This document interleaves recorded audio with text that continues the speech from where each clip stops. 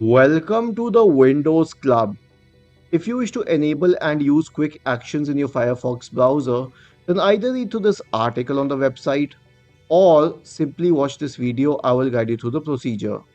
Copy this path about config, go to the Firefox browser, paste it in the address bar, then select accept, risk and continue.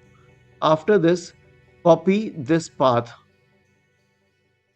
You have to copy all of this from the original article. The link is in the description. Paste it here in the search window and hit enter. The entry is false right now.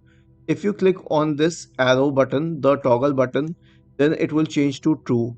Once it has changed to true, then you have enabled quick actions in the Firefox browser, and if you wish to disable it, then you simply need to toggle it once more. Isn't this easy and interesting? If you have any doubts, please go to the original article on the Windows Club, scroll down to the comment section and write your query. We will surely answer to it. Do not forget to subscribe to the channel. Thank you for watching this video and have a nice day.